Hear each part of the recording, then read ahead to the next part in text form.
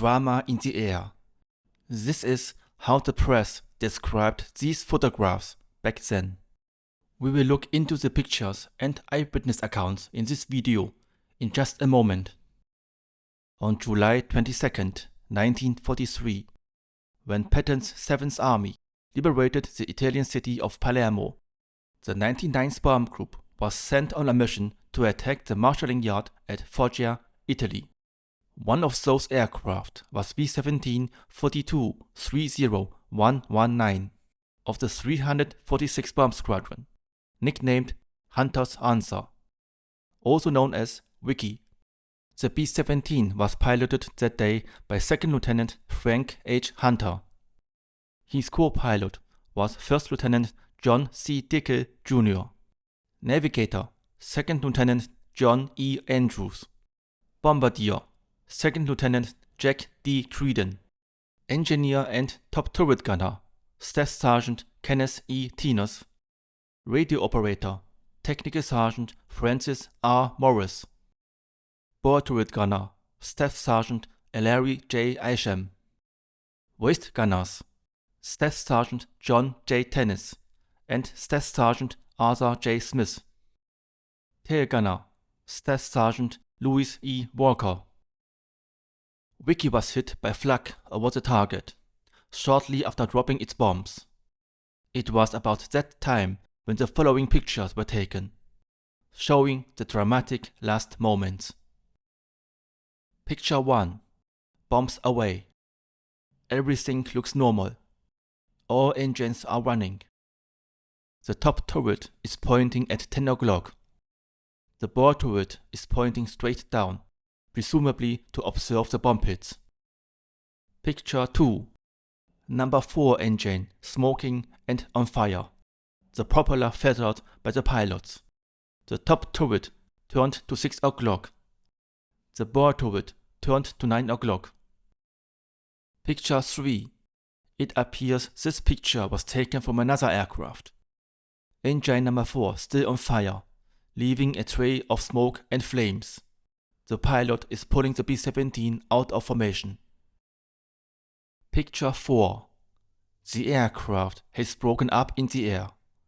The tail section is seen on the left, the forward section with cockpit, nose and burning wing on the right. 2 parachutes can be seen between them. A possible third crewman, or perhaps an enemy aircraft, appears on the left. According to the missing aircrew report number 414, the B-17 crashed about 4.5 miles southeast of the target. The missing aircrew report also includes 2 eyewitness accounts. First account by 1st Lieutenant Roger C. Lyon. I was the 2nd element leader of the formation in which aircraft 4230119 was flying. We were just coming off of the target and making a turn. We were flying in a javelin down position and about half of the element was uncovered. I saw pursuit come in at 11 o'clock, about 8 of them. It is my opinion that the aircraft was hit by the attack, causing a fire in number 4 engine. It appeared to me that the pilot lost control of the aircraft. It rolled over, and I could see no coverage on the bottom part of the wing.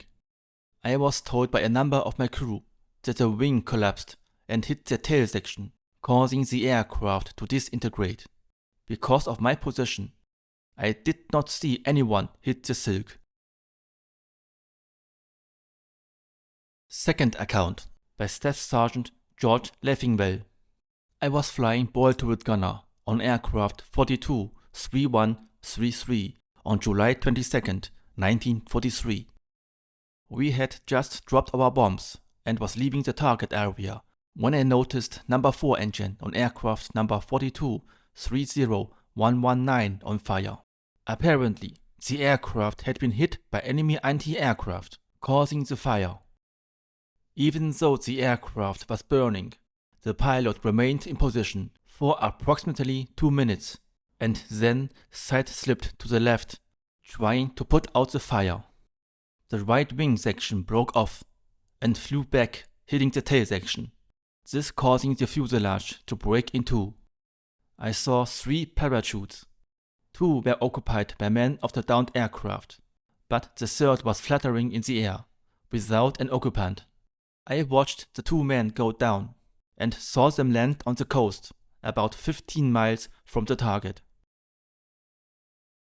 Only 2 men survived, engineer and top turret gunner, Staff Sergeant Kenneth E. Tenis, and tail gunner, Staff Sergeant Louis E. Walker. Both became prisoners of war. Staff Sergeant Tenis individual questionnaire about the last contact with the pilot, Second Lieutenant Hunter, reads, "After fire discovered, he said 'Bell out'. Plane blew up almost immediately.